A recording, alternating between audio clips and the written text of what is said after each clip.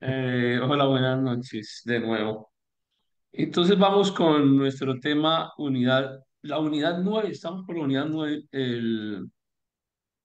El texto de base que estamos utilizando para este módulo, pues realmente se nos volvió un libro de 2 volúmenes. Es muy extenso el tema y lo que viene es bastante intenso, bastante denso, en el sentido de que hemos hecho un recorrido desde los orígenes de la historia de la humanidad. Acabamos de terminar el imperio neoasirio y nos hemos centrado en nuestra investigación únicamente en lo que ha venido pasando en Mesopotamia y ahora en la región del Levante. Y lo que viene de aquí en adelante es muy conocido por todos porque son historias que ya están relatadas en la Biblia. Es historia antigua, pero ya está en la Biblia y no es tan desconocida para nosotros. Entonces nos encontramos con el imperio neoasirio que ya tiene una amplia descripción en el Antiguo Testamento y por supuesto que ahora entraremos con Babilonia. Y esta es la Babilonia que normalmente conocemos, porque recuerden que el imperio babilónico son dos imperios realmente. El primer imperio babilónico que no se ve reflejado en la Biblia, pareciera que nos refiriéramos a ese, pero no, nos referimos en la Biblia es a este segundo imperio babilónico. De lo que hablamos de aquí en adelante, sí es de los relatos que aparecen en el Antiguo Testamento. Esos relatos que nos muestran historias ya conocidas por todos, vistas desde la óptica de la Biblia, lo que le interesa a la Biblia comunicarnos, y lo que nosotros hacemos es complementar con el escenario histórico desde una perspectiva más humana, menos espiritual, más humana, más histórica. Y avanzaremos hoy muchísimo. Vamos a ir desde el imperio babilónico hasta el imperio seleucida, porque ya quedamos a las puertas del imperio romano. Y cuando hablamos del imperio romano, ya estamos hablando de la época de Jesús. Es decir, que en la próxima clase hablaremos de unos temas muy interesantes sobre cuáles eran las sectas que existían en la época de Jesús y todo ese eh, escenario cultural, económico, político, en el cual nace Jesús. Entonces, hoy, digamos que cerramos toda esta fase que nos lleva hasta la época de Jesús y de aquí en adelante comenzaremos un estudio mucho más detallado de todo lo que ocurrió en esa época tan interesante y que todo lo que hemos visto hasta la clase de hoy es casi que el escenario preparatorio para el surgimiento de lo que es la iglesia antigua. Este módulo se llama Historia de la Iglesia Antigua, pero hemos querido ver cómo la iglesia antigua es una suma de conocimientos, de conceptos, de historias, de imperios, de personajes importantes que han trascendido en la humanidad y de personas que de una u otra manera han venido acumulando para que se construya un, una sociedad judía, que es la sociedad judía que finalmente acoge a Jesús. ¿Por qué los judíos entienden a Jesús como un enemigo? Los judíos no reconocen a Jesús como el Mesías ni como el Salvador. Para los judíos de aquella época y de nuestra época, Jesús es un enemigo y probablemente el peor de los judíos que ha existido. Pero regresemos entonces nuevamente acá hasta el final del imperio neoasirio, porque recuerden que también el imperio asirio tuvo dos fases y esta segunda fase que vimos hasta la semana anterior, en esta segunda fase ocurre algo similar a lo que ya habíamos descrito con el imperio babilónico, y es que hay dos fases del imperio asirio, pero en esta segunda etapa de ese imperio es la que se refleja en la Biblia, la que nosotros alcanzamos a evidenciar en los escritos de los reyes y de crónicas. Y ahora estamos viendo cómo eh, Israel del norte, que había estado dividido, es capturado, es desaparecido prácticamente de la historia. Pues podemos hablar de un exilio del reino de Israel, pero es un exilio que carece de ese rastreo histórico que podemos hacer, por lo menos por ahora, hasta esta fecha que tenemos el día de hoy. Es difícil hacer un rastreo de en dónde quedaron exactamente esas 10 tribus, que se estiman que algunas incluso han llegado muy lejos, hasta la China, en donde se han descubierto personas que tienen genética correspondiente al pueblo judío. Por supuesto en Medio Oriente y acá en América, que también hemos encontrado personas que tienen esa combinación genética dentro de sus posibles ancestros. Entonces, nos queda Judá. El imperio neoasirio desapareció al Israel del norte y nos queda el reino de Judá al sur. No podemos hablar nunca, en ningún momento de la historia de la humanidad, de un imperio judío, por más que se hayan extendido en la región del Levante, por los fuertes e imponentes que hayan sido incluso en época de Salomón. Fueron un reino y luego un reino dividido, pero no podemos entender jamás a Israel como un imperio. Y ahora que están divididos y que han desaparecido o han sido llevadas al exilio 10 tribus, pues ahora nos queda solamente un remanente, y ese remanente está ahí, al sur del territorio, representado principalmente por Judá.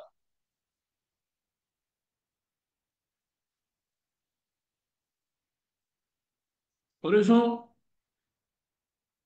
hoy de cierta manera es un poco complejo de entender el concepto de Israel como unidad nacional. Si bien es cierto que los israelitas de hoy se entienden como descendientes de Israel, pues es un Israel incompleto, hablando en términos estrictamente demográficos. Es un Israel completo porque no es un Israel que tenga representación rastreable de todas las tribus que conformaban las 12 tribus del pueblo de Israel originalmente. Entonces, eso nos lleva a utilizar esa doble concepción de israelitas y judíos. Entonces, hablamos hoy de judíos, entendiéndose como descendientes de este grupo que quedó en el reino del sur, del reino de Judá, pero que por temas de geopolítica han decidido llamarse ellos Israel y así han constituido su territorio y el nombre de su país. Pero es un Israel incompleto, es un Israel que está constituido principalmente por judíos.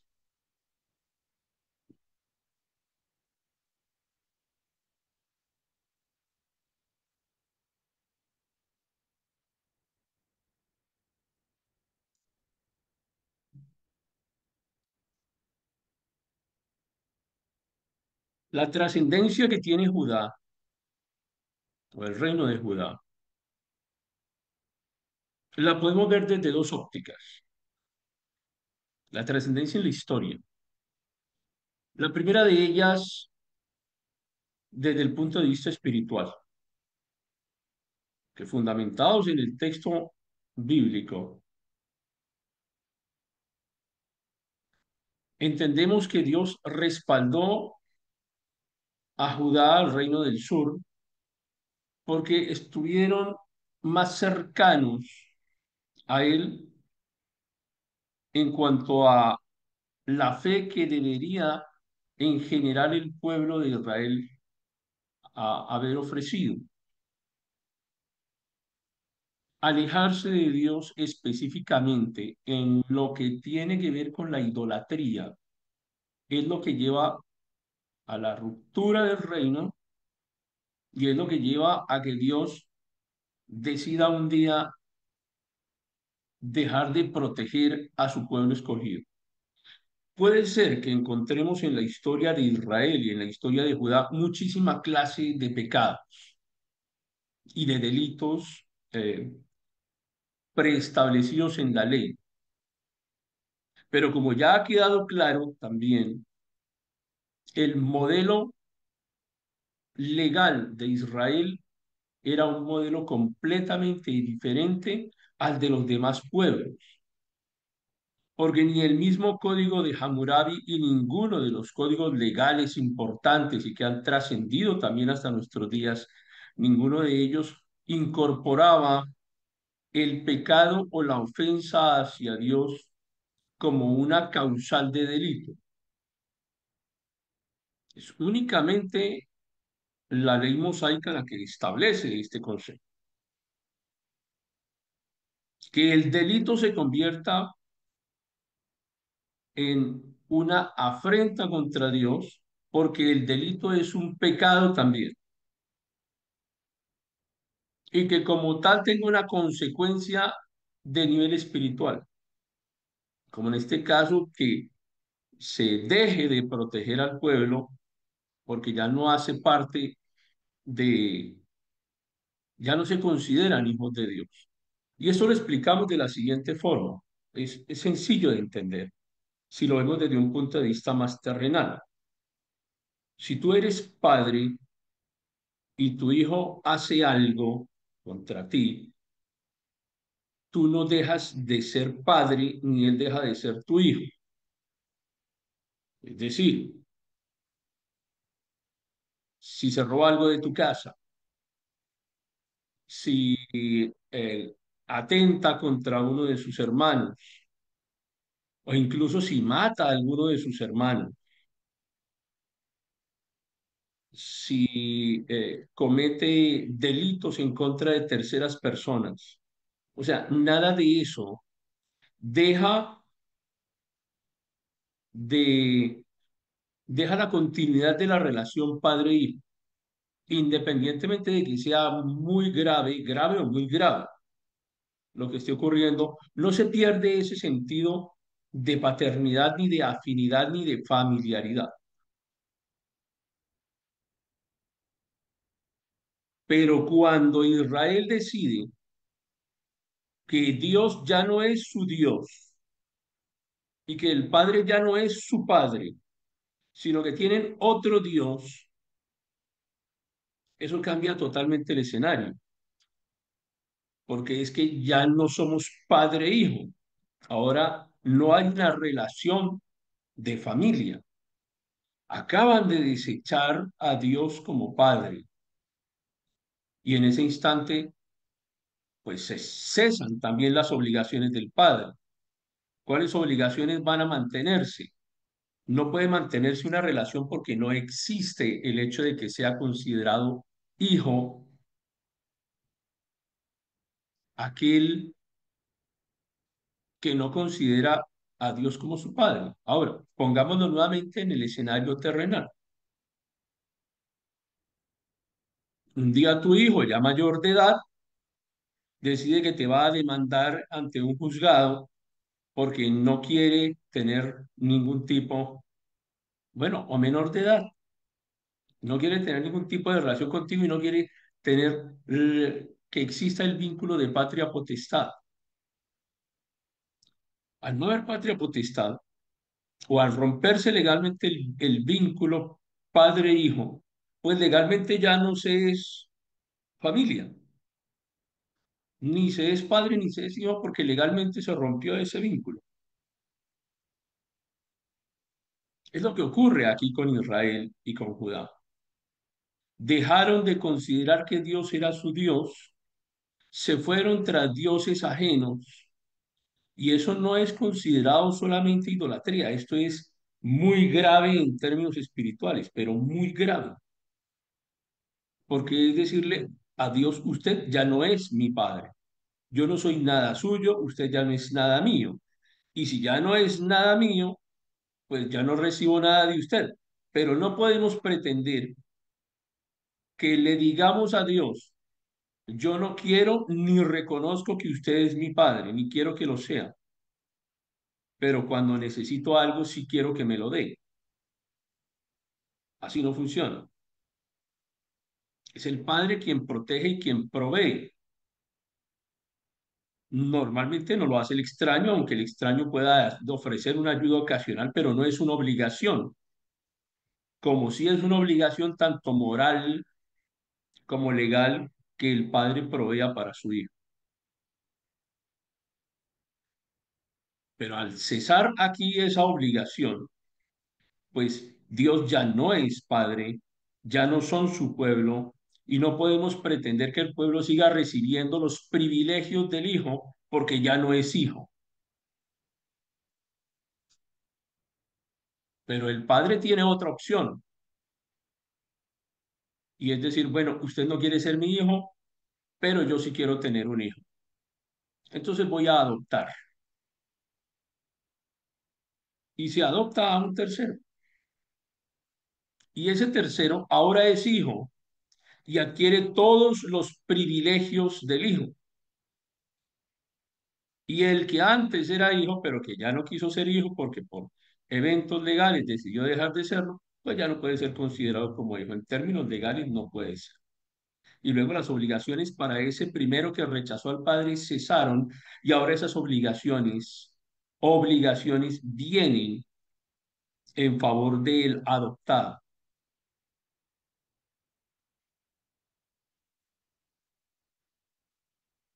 Y eso nos obliga a regresarnos hasta Abraham. Cuando se le dice a Abraham, en tu nombre serán benditas todas las familias de la tierra. Es tu descendencia. Y en ese instante no había ley. En ese instante había una promesa.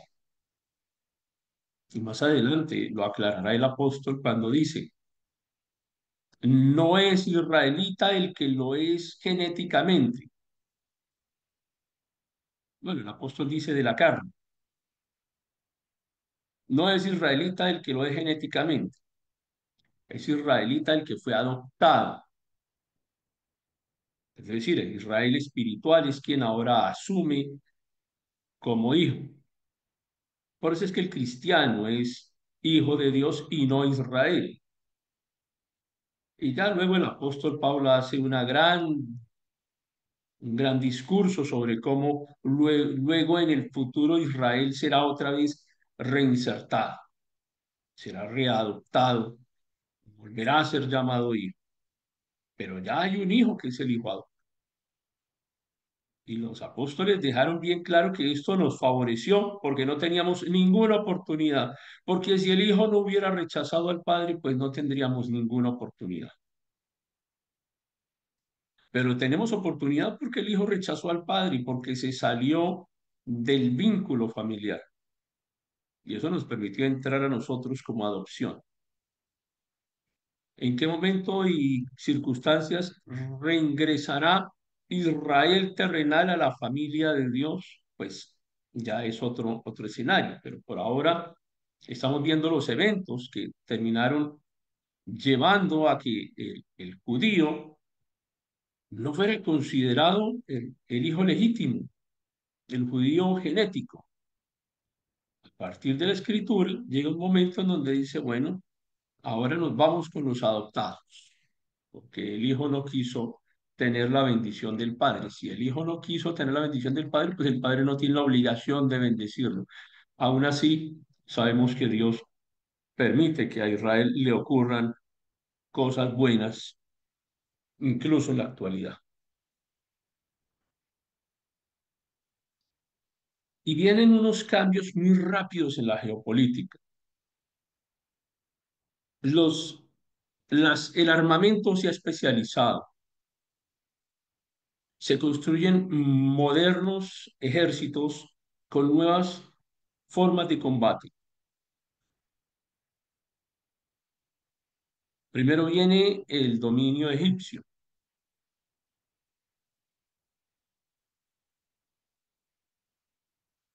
pero luego viene el dominio de Babilonia.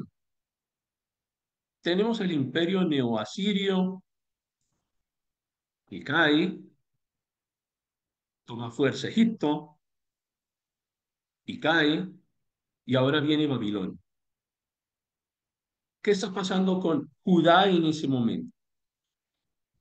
Judá nunca más, desde el momento en que llega el imperio neoasirio y se lleva a esas 10 tribus, nunca, jamás volvió a ser libre, ni jamás pudo volver a tomar decisiones por sí mismo. Apenas aquí hasta 1948. Nunca más pudieron volver a tomar decisiones por sí mismos. Siempre estuvieron sometidos por por otras culturas y por otros gobiernos. Nunca más fueron autónomos. Entonces aparece nuevamente Egipto, somete a los judíos, luego aparecen los babilonios, someten a los judíos y los convierten en tributarios. Ya hemos visto cómo los imperios gobiernan imponiendo impuestos y cómo los reyes que se someten a los imperios, algunos son tratados de una forma más benevolente y otras de una forma más dura. A algunos les suben los impuestos y les ponen tasas más altas, del 10%, y a otros del 25% y a otros del 50%, y eso es lo que hacen los imperios.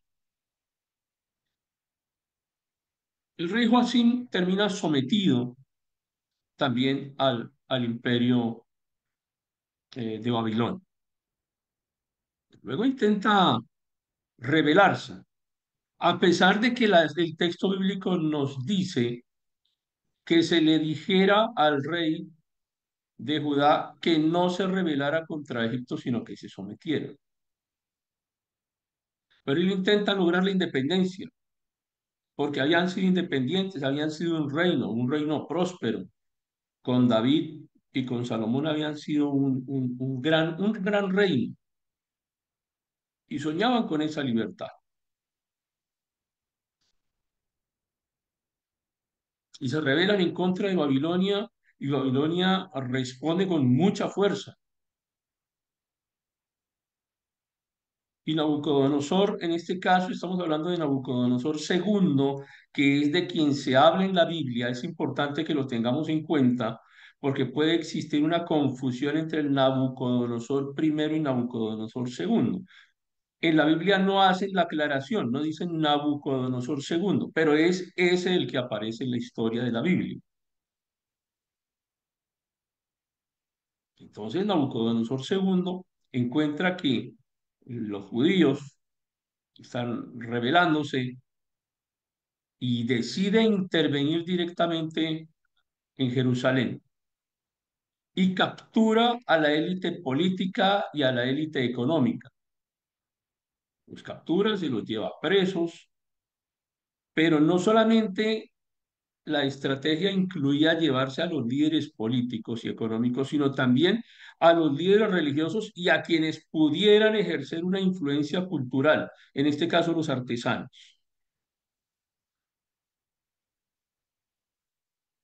Es un borrado sistemático de una cultura, de un pueblo. Les quitamos a sus líderes,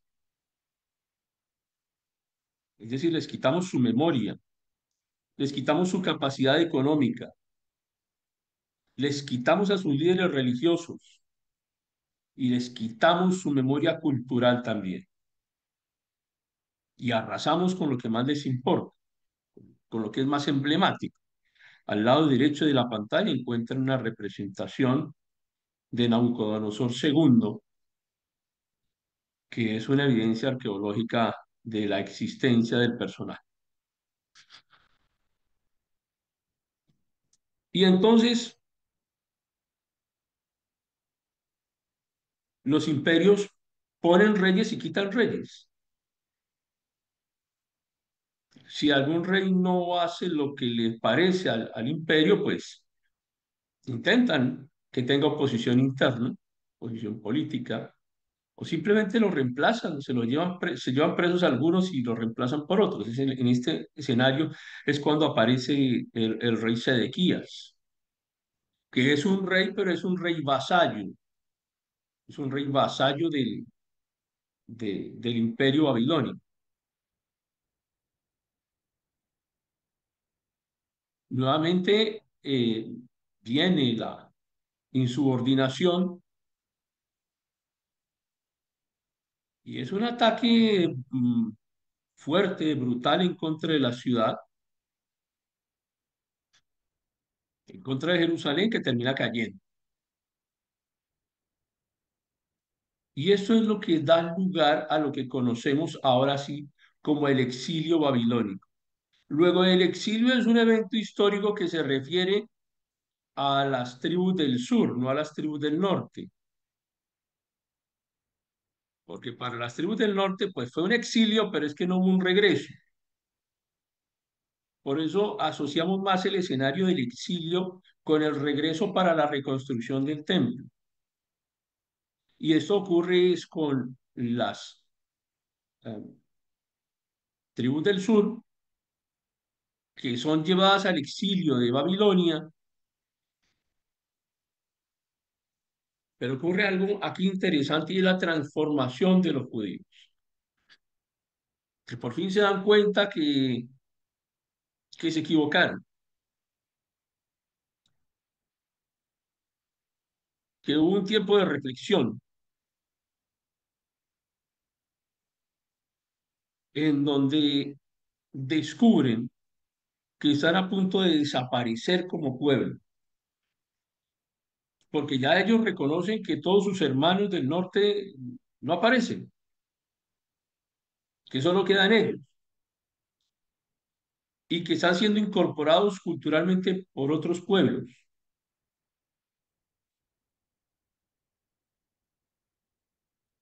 Y eso que habían estado aprendiendo durante mucho tiempo, el monoteísmo y el llamado que hacen los profetas, y ese sentido espiritual que pudo haber quedado ahí en el fondo del judaísmo, les permite constituirse en ese pueblo que conocemos hoy, comenzar a constituirse en el pueblo que conocemos hoy, resistiendo a las muchas intenciones de ser borrado de la faz de la tierra. Ellos se perciben actualmente como eso, como un pueblo del que muchos quieren deshacerse. Ellos cuando pelean hoy, cuando uno ve a su primer ministro dar discursos, sea quien sea, ellos están luchando por su subsistencia como nación, para no desaparecer como pueblo, porque muchas veces han estado a punto de hacer. Eso les permitió construir su propia identidad, una identidad que es la identidad que encontramos cuando llega Jesús.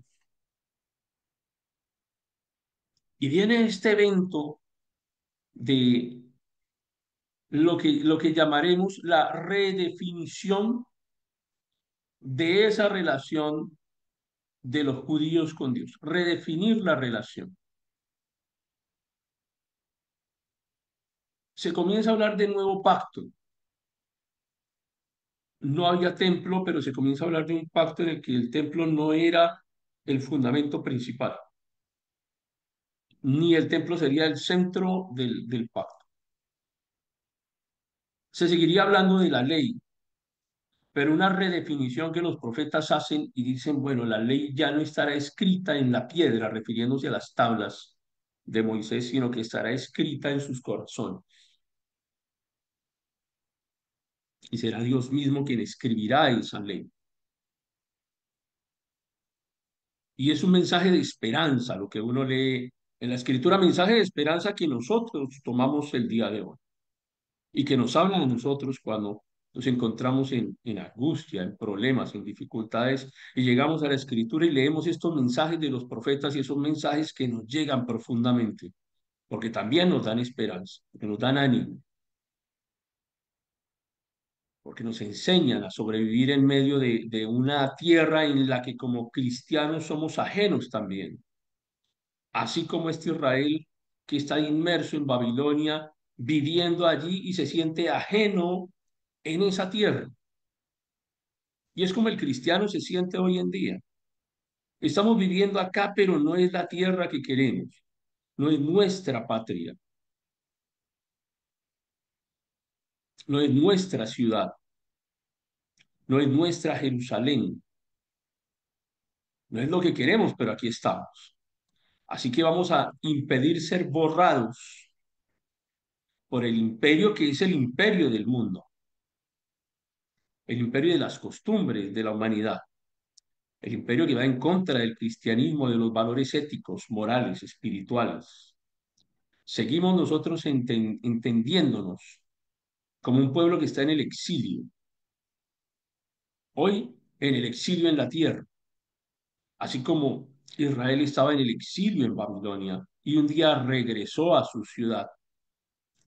Es la redefinición que hacen los profetas sobre cuál sería esa nueva relación con Dios, una relación completamente diferente y necesitábamos dejar construir una memoria. Y esa memoria se construye es a través de escribir.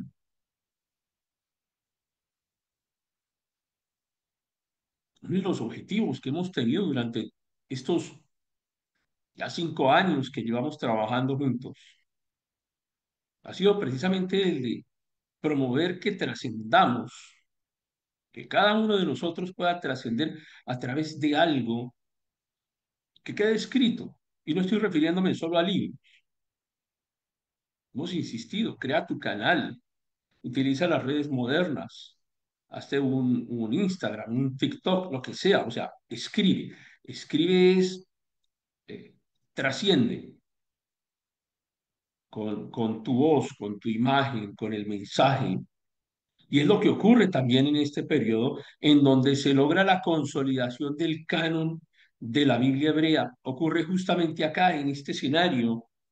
Es en el exilio en el que ocurre este escenario de la consolidación del canon de la Biblia hebrea, de nuestro Antiguo Testamento, aquí en el exilio. Es en el exilio donde se construye, es en el exilio donde se guarda la memoria y se trasciende a través de los siglos. Y aquí comenzaron a recopilar los documentos, a reescribirlos, a editarlos. Es aquí donde se escribe el Antiguo Testamento.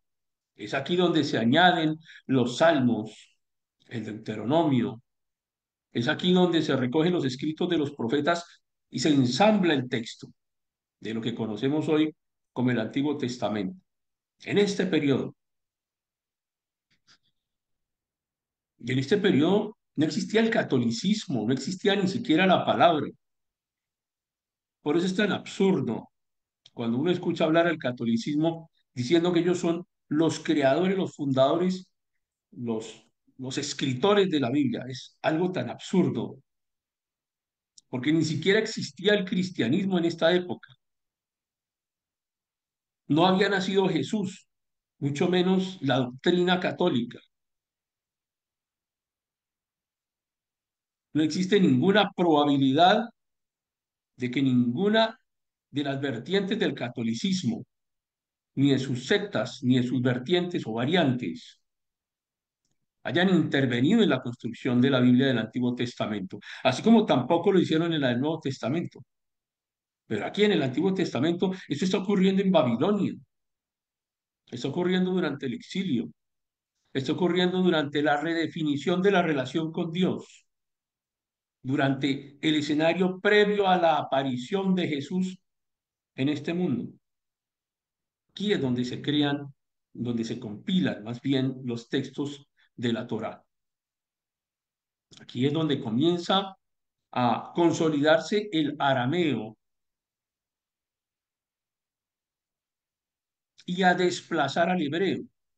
Por eso es tan absurdo también que algunos pretendan encontrar o darle validez a textos bíblicos si no están escritos en hebreo.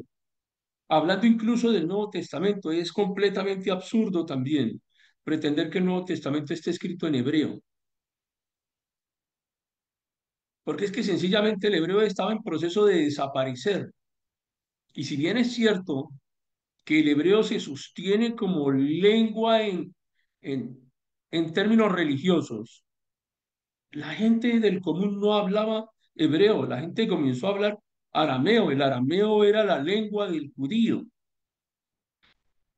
De hecho, el arameo es el idioma que habla Jesús principalmente, porque tenía que hablarle a la gente del pueblo.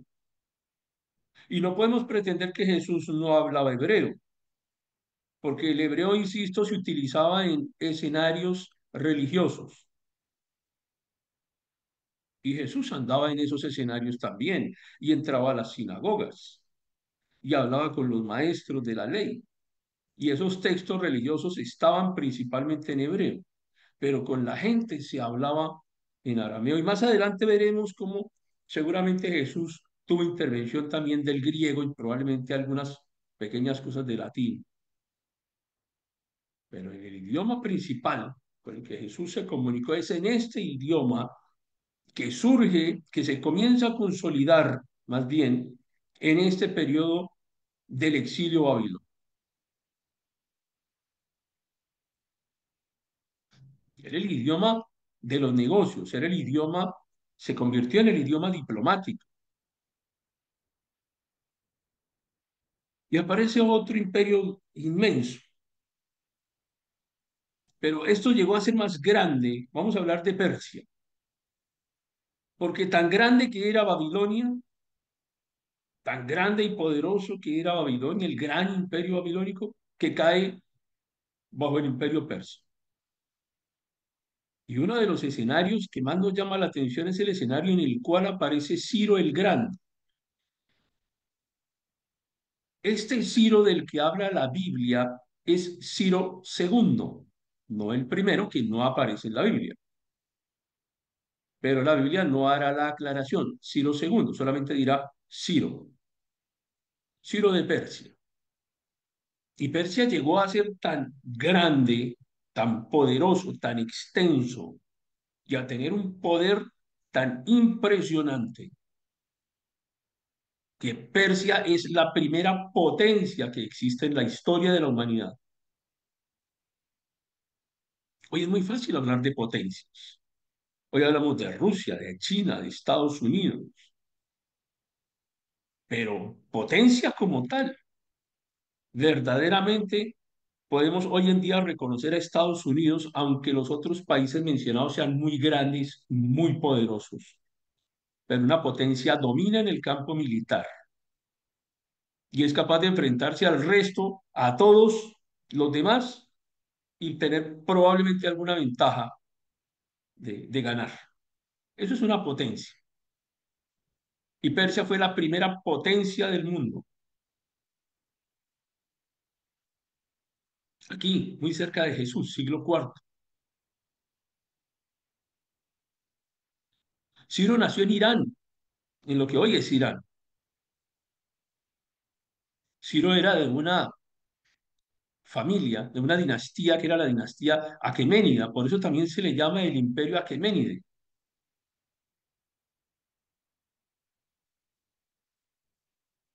Es decir, la primera potencia del mundo surgió en Irán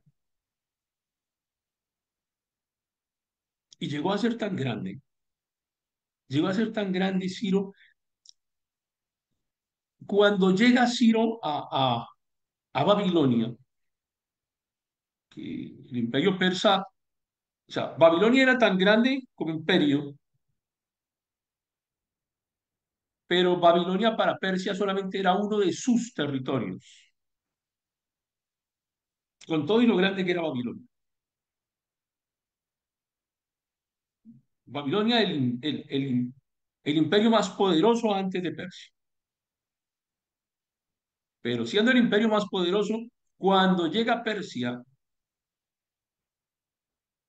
es solamente uno de los territorios de Persia. De esa magnitud estamos hablando de Ciro, de esa magnitud estamos hablando de Persia, una verdadera potencia.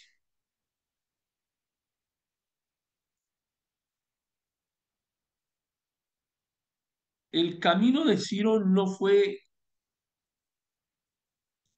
tan abrupto como uno aparentemente lo ve en la Biblia, porque es que uno está leyendo el texto bíblico y de pronto aparece Ciro,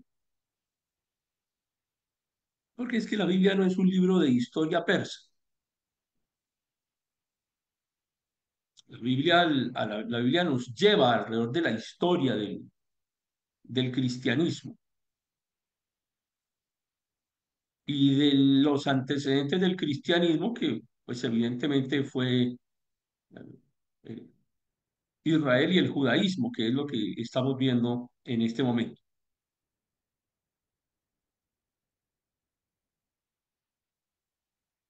Y los persas fueron creciendo entre las tribus indoeuropeas, haciéndose más poderosos. Comenzaron a dominar desde Irán, imagínense desde dónde comienza a extenderse. Y desde allí dominan toda la región del Levante, llegan hasta Egipto, se extienden ah, por toda Mesopotamia. Es el primer gran imperio que logra unificar bajo sus pies todo ese territorio del Medio Oriente.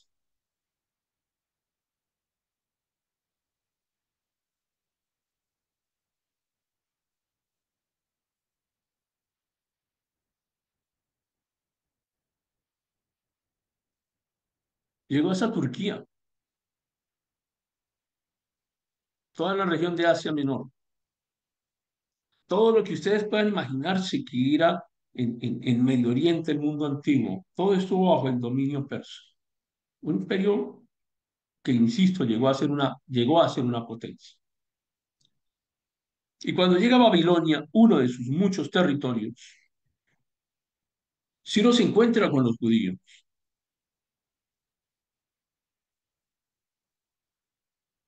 y ocurre algo similar a lo que ocurrió como cuando José y la familia de José llegaron a Egipto, que quienes gobernaban en Egipto no eran egipcios, sino eran unos extranjeros que habían asumido el poder en Egipto. Igual ocurre ahora con esta Babilonia donde los israelitas han sido exiliados.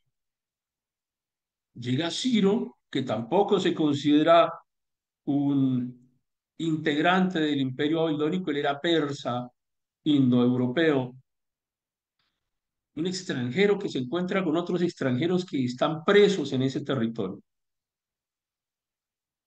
Y no le fue, a partir de la narrativa bíblica, no le fue tan difícil permitir que los judíos regresaran a Israel y reconstruyeran el templo. Ahora sí, se inicia el regreso de los judíos, el regreso del exilio.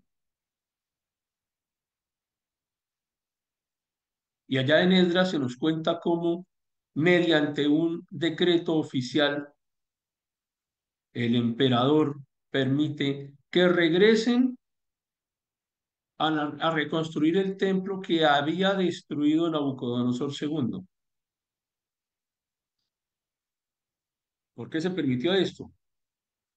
Porque Ciro no era babilonio, no le interesaba preservar la historia del imperio babilónico. A Ciro también le interesaba borrar la historia del imperio babilónico y reconstruir sobre esa historia la suya propia.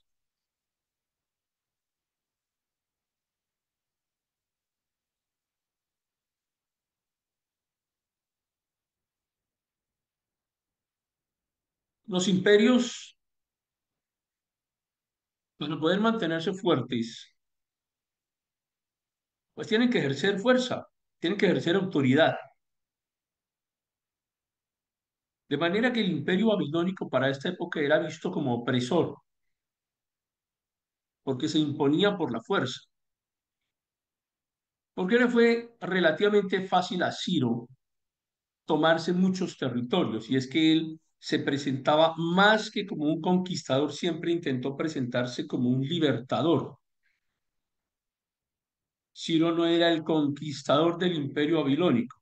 Ciro se presentó como quien liberó a la gente de la opresión a la que estaban sometidos por el imperio babilónico.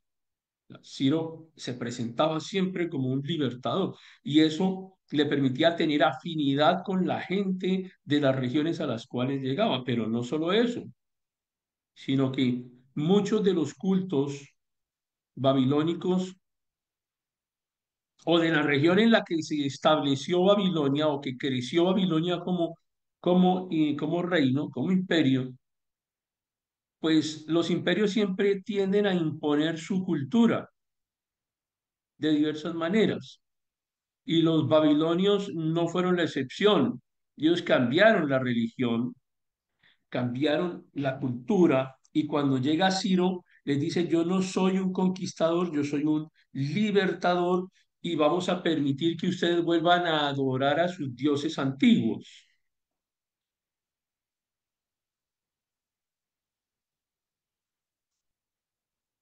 Lo podemos mirar desde el punto de vista histórico de esta manera también.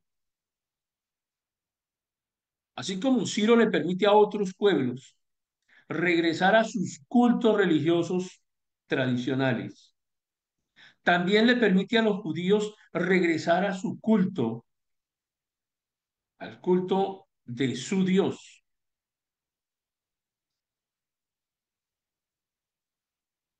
Y les dice, bueno, yo les voy a permitir adorar su Dios, les voy a permitir reconstruir su templo.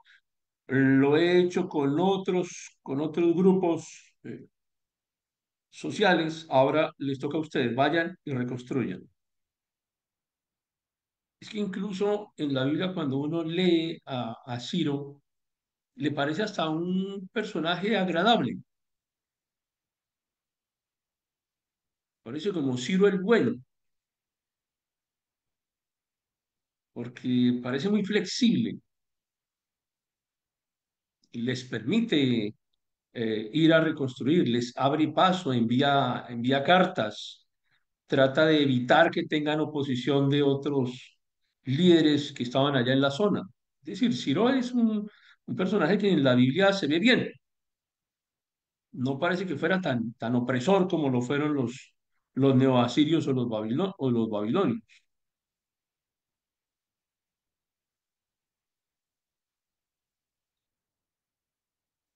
Y acá en este punto hago un paréntesis y vamos a comenzar a presentar varios escenarios que nos llevarán a la etapa que sigue.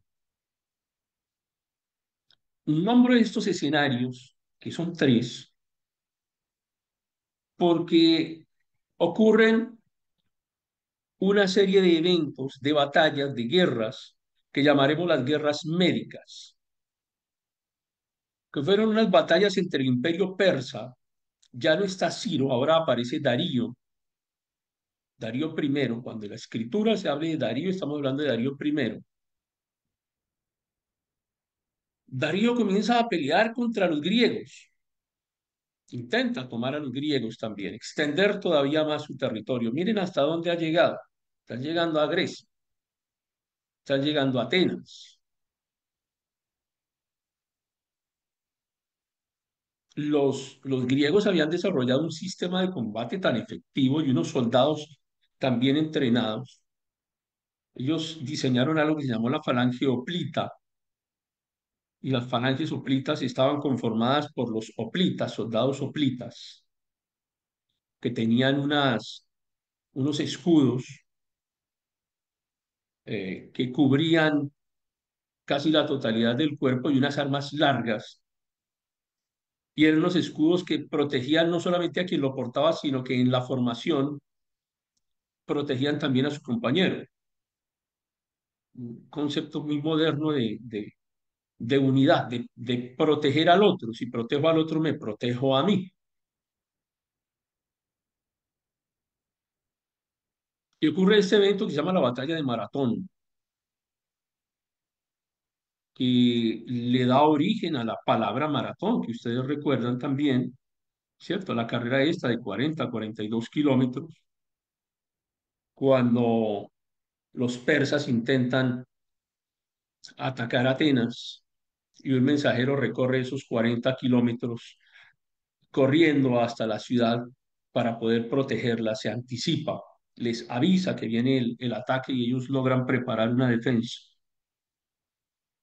Primer evento, la batalla de Maratón, es un evento importante acá porque ha trascendido en el tiempo hasta el punto de que hoy casi todas las ciudades eh, tienen su propia maratón, celebran, ¿no? Imagino que en sus ciudades o en sus países, por lo menos en alguna de las ciudades grandes hay una maratón que la celebran cada año o cada cierto tiempo. Ahora nos hemos inventado la media maratón también. Bueno, en aquella época la media maratón no hubiera funcionado, la maratón completa, que salvó a los griegos. Está la historia de los 300 que hasta película se volvió un grupo de soldados con eh, un alto entrenamiento militar también que logra soportar también el avance de las tropas persas, una oleada de soldados persas que intentaba tomar Grecia, hasta cuando son traicionados por alguien de, los griegos son traicionados por alguien de ellos mismos y sabiéndose derrotados, un grupo se queda para intentar detener el avance persa, sabiendo que iban a morir en el campo de batalla, pero dando también algo de tiempo para que se reunieran las demás ciudades-estado. Es que Grecia en ese momento no era una Grecia unificada, Grecia estaba conformada por ciudades-estado, dentro de ellas las más importantes, Atenas y Esparta, muy poderosas y tenían muchas guerras entre ellos, pero era gente muy disciplinada, eran soldados muy entrenados y, y no, nunca habían estado unidos como tal, siempre eran ciudades-estado independientes, aunque pertenecían a un mismo grupo poblacional. Este evento del ataque persa hace que ellos se unan. Y este evento de los 300 es el que permite que ellos logren pasar de ser ciudades-estado a conformarse en una unidad mucho más estructurada. Um, Aquí. La historia de los 300 no se queda solamente en que fueron 300 soldados. Realmente se considera que hubo un número por lo menos superior a 1000 soldados, que de todas maneras eso no disminuye el- lo sorprendente del evento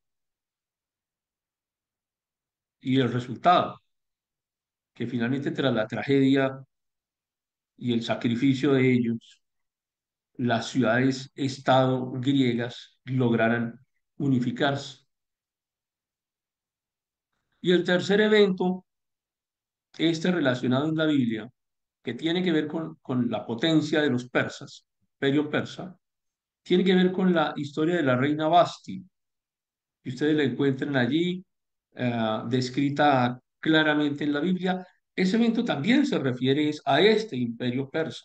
Las historias que le he venido mencionando es para tratar, sirven para tratar de ubicarnos históricamente y para tratar de aterrizar un poco el marco histórico. O sea, no es un imperio que se queda en la teoría, es un imperio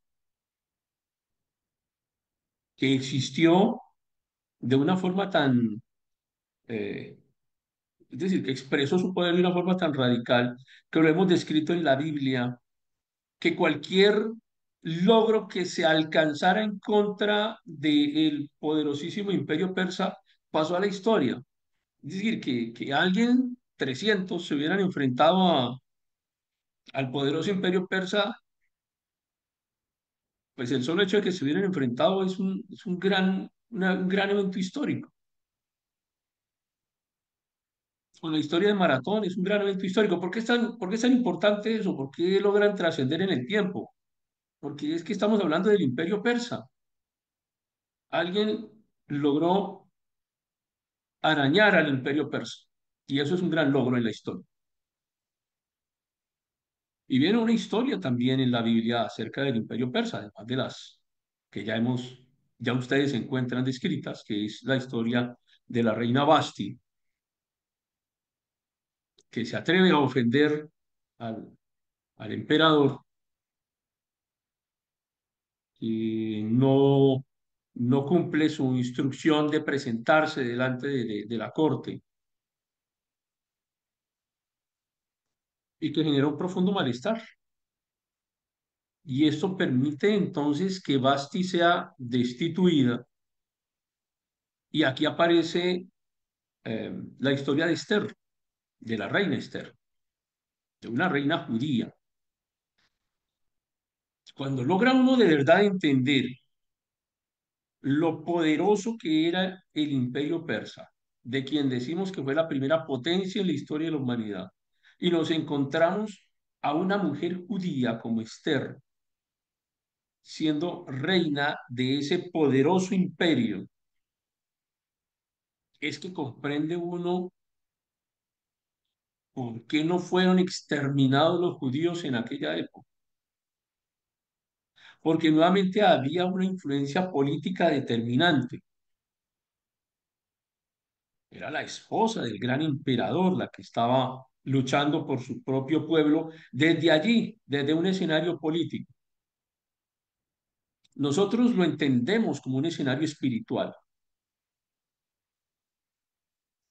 pero también entendemos que detrás de todo evento histórico y de todo evento terrenal existe un componente espiritual. Pero si tú no quieres hablar del componente espiritual, sino quedarte solamente con el componente histórico, pues estamos hablando de una mujer que desde la política y desde su posición como parte de la corte del imperio más poderoso que había existido hasta este momento, pues permite que su pueblo no desaparezca, como había sido el plan de Amán, quien también había planeado un genocidio en contra de los judíos. Ahora vamos viendo, en medio de ese escenario, de lo que ha venido ocurriendo con los persas y los griegos, cómo aparece Macedonia, que hacía parte también allá de esas ciudades-estado griegas a las que en adelante llamaremos las polis. El término política viene de allá, por ejemplo. Las polis, las metrópolis, las ciudades vienen de allá. El concepto de Estado, el concepto de sociedad como lo conocemos hoy, comienza a fundamentarse allá en las polis griegas. De Grecia es que viene esa filosofía que acostumbramos a estudiar, lo que hemos visto acerca de los presocráticos, de Sócrates, de Platón, de Aristóteles. Estamos ahí, en ese escenario, de gente muy inteligente, pero gente que además tenía una gran capacidad militar. Pero por supuesto que a ellos les gustaba la democracia, pero también les gustaba la oligarquía. Y estas polis eran una mezcla de las dos cosas. Democracia para quien no tenía el poder y oligarquía para quienes lo ostentaban. Una mezcla de algo muy parecido a lo que ocurre hoy, ¿no? En nuestras democracias latinoamericanas tenemos una democracia para el pueblo, pero tenemos una oligarquía que se encarga de gobernar y de controlar el capital económico y los recursos y demás. Y aparece un personaje muy importante que trascendió en las polis griegas, pero no como su hijo. Hablo de Filipo II, quien llegara a ser el padre de Alejandro Magno o Alejandro de Macedonia. Y ya de Alejandro Magno ya hemos hablado suficiente en otros escenarios, pero tenemos que recordarlo como el gran Alejandro que llegó a ser llamado el Magno, el Grande, el Supremo.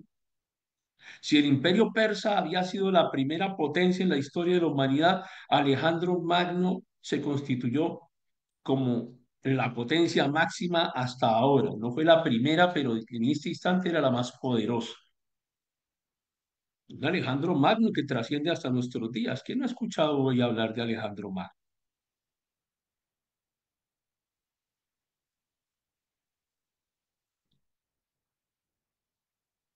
Los persas comenzaron a debilitarse. Siempre le fue muy mal en Grecia. Las guerras médicas no fueron, no obtuvieron los mejores resultados ellos en estos conflictos. Y para manejar un imperio tan grande, pues hay que subdividirlo. Y los persas nombraron sátrapas. Así que la palabra sátrapa hoy en día es considerada como un sinónimo de traidor o de algo que no, de alguien que no tiene mucha ética. Los sátrapas en aquella época eran los gobernadores que habían sido delegados por los persas para dirigir en ciertas zonas de su territorio. Pero comenzaron a ganar independencia, comenzaron a rebelarse en contra del gobierno central persa y ocurren unos eventos que están descritos en lo que conoceremos como el Imperio Macedonio y que tendremos cuidado de no llamarlo Imperio griego como tal. A pesar de que Macedonia hacía parte de esas polis griegas, pues es que realmente no fue Grecia como tal, como una estructura política, quien llegó a convertirse en imperio. Fueron los macedonios, y más bien los macedonios comenzaron a sumar bajo su dominio a las demás polis griegas. Por eso decimos nosotros que no hablamos de un imperio griego, sino de un imperio macedonio, porque los macedonios se impusieron sobre los demás griegos. Y este Alejandro Magno derrota a los persas. Ya los persas estaban gobernados por Darío III y sufren una serie de derrotas en tres grandes batallas. Las batallas de Gránico, la batalla de Isos y la batalla de Gaugamela, en donde prácticamente fue derrotado el imperio persa.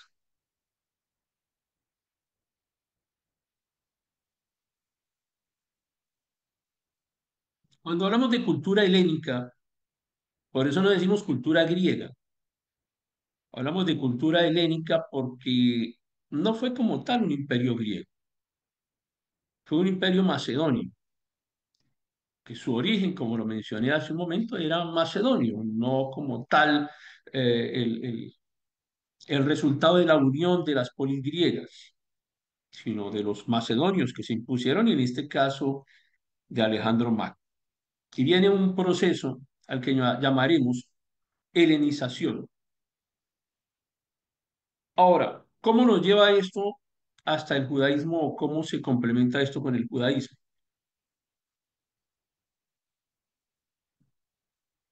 Porque los judíos estaban sometidos al imperio babilonio, no eran libres. Cuando llegó el imperio persa, pues no fueron libres, siempre estuvieron sometidos al imperio persa.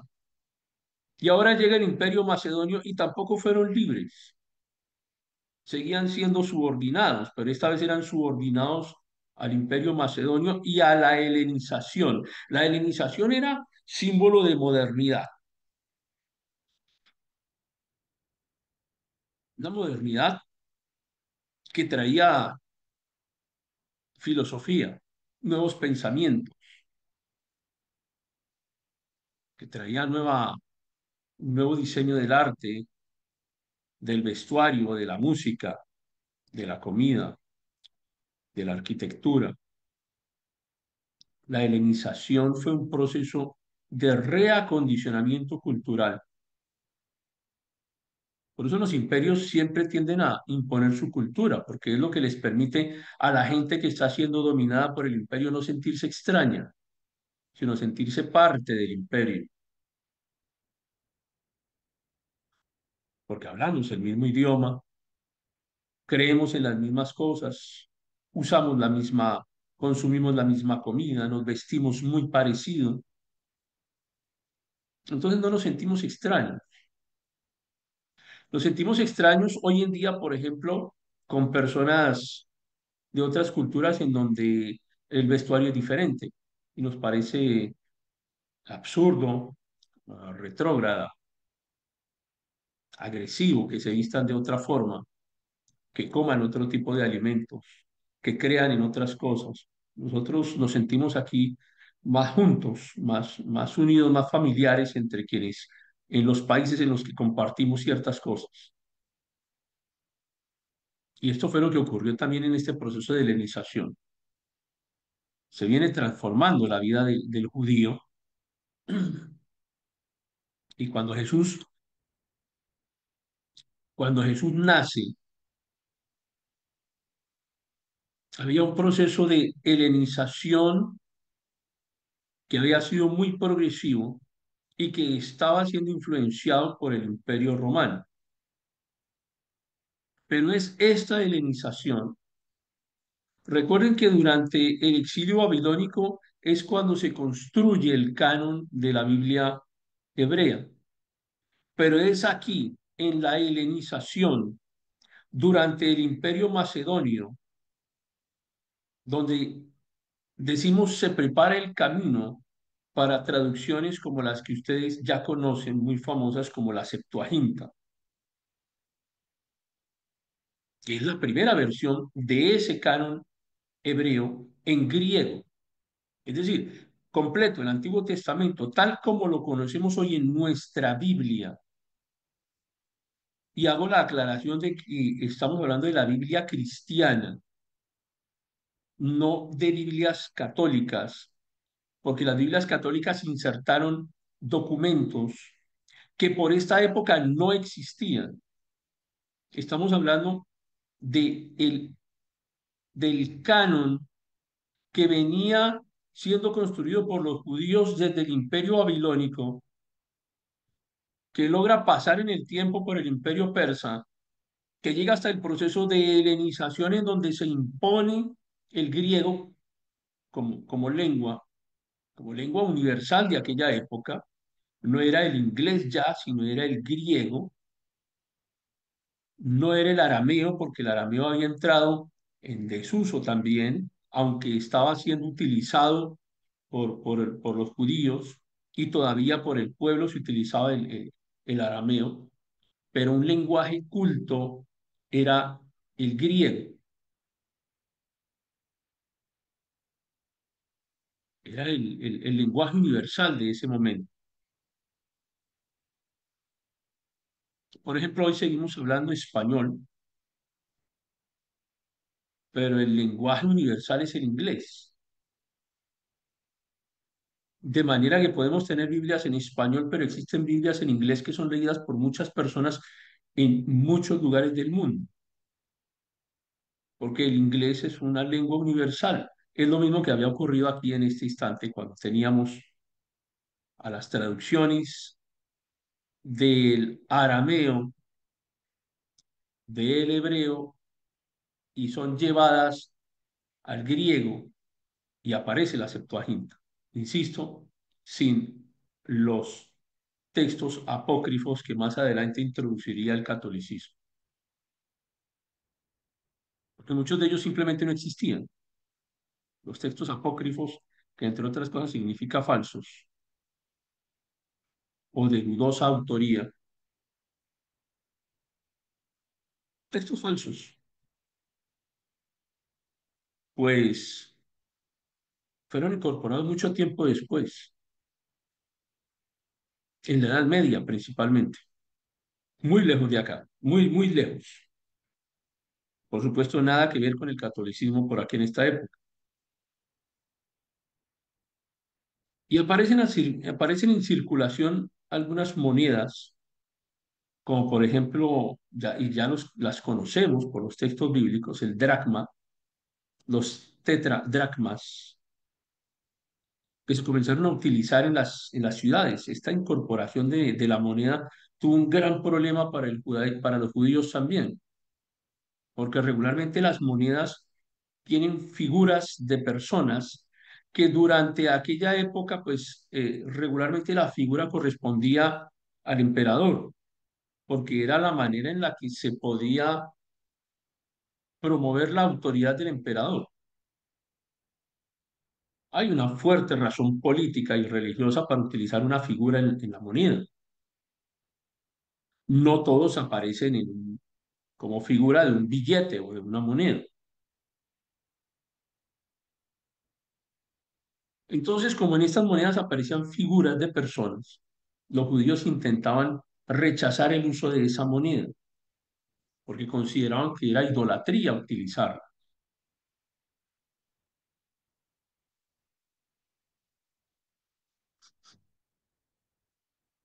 Pero muere Alejandro Magno y Alejandro no establece un plan de sucesión como tal, porque además muere muy joven. Tenía unos generales que se llamaban los diáconos, perdón, los diádocos.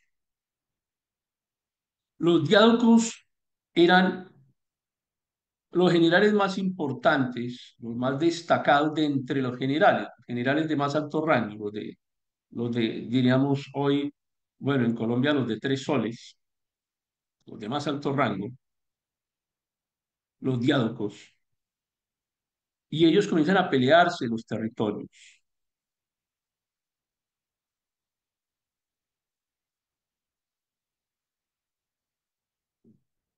Uno de esos territorios va a incluir a Siria y a Judea.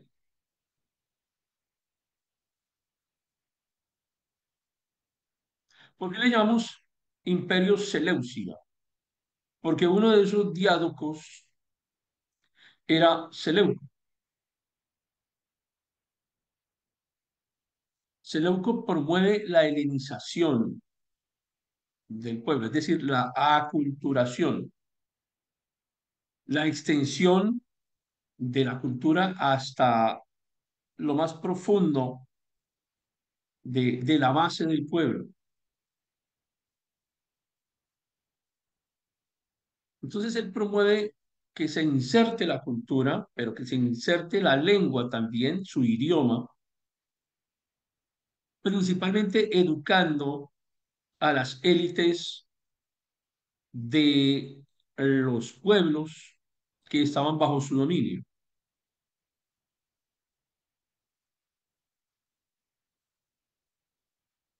Esto hace que algunas élites se conviertan en muy cercanas del emperador, porque Seleuco fue considerado como un emperador. Por eso hablamos del imperio seleucida.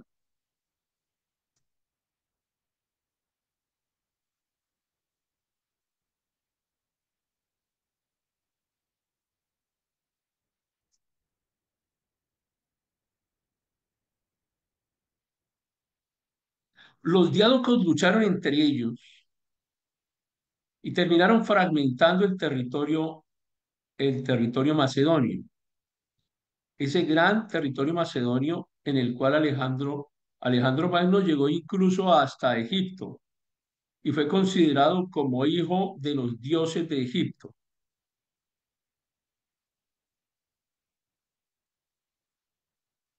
Y Alejandro también se hizo nombrar como hijo de los dioses griegos. Por eso los judíos no llevaron bien el proceso de helenización.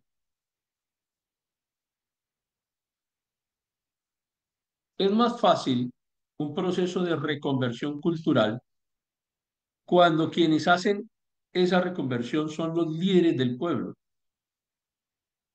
personas de confianza del pueblo, quienes reciben la nueva cultura, la nueva lengua y se convierten en élite. Entonces, ¿qué los hace destacarse entre los demás? Que hablen el idioma, que se vistan como se viste la élite, que tengan actitudes, ademanes, como los de la élite. Y esto fue lo que logró el Imperio Seleucida también con los judíos, lo cual nos lleva en este instante al escenario de Antíoco IV, que lo veremos en la próxima clase, la aparición de los macabeos y la aparición de las diferentes sectas judías. Y todo esto ocurre como consecuencia del escenario de haber convertido a los líderes de los judíos, haberlos helenizado, haberlos llevado hacia su cultura, haberlos llevado hacia su nueva lengua. Los judíos siempre rebeldes, por supuesto, como lo habían sido históricamente, en este escenario también lo son. Así que eso nos llevará a hablar de la historia de los macabeos. Los macabeos hacen parte de la historia del pueblo judío, es indiscutible y es una historia muy respetada dentro del judaísmo y son muy influyentes dentro del judaísmo los macabeos, muy respetados, por supuesto. Un ejemplo para muchos. Pero los libros de los macabeos no los podemos considerar como parte del canon de la Biblia, porque sus enseñanzas no tienen concordancia con las enseñanzas del resto de la Biblia. Ese canon que se había construido allá desde el Imperio Babilónico, no que se escribió allí, que el texto del Antiguo Testamento se viene escribiendo desde cuando hay posibilidad de recopilar textos desde Moisés, pero quiero decir que allí en el Imperio Babilónico se recopiló, se editó y se organizó el canon del Antiguo Testamento. Y todas esas enseñanzas que trae ese canon o esos libros del Antiguo Testamento entran en contradicción con los principios de los libros de Macabeos. Por eso los Macabeos no hacen parte del texto bíblico y de esa manera entonces el, terminamos la presentación de hoy. Nos veremos entonces la próxima clase donde hablaremos acerca de la historia de Antíoco, de los Macabeos y de las sectas judías. ¿Alguna pregunta?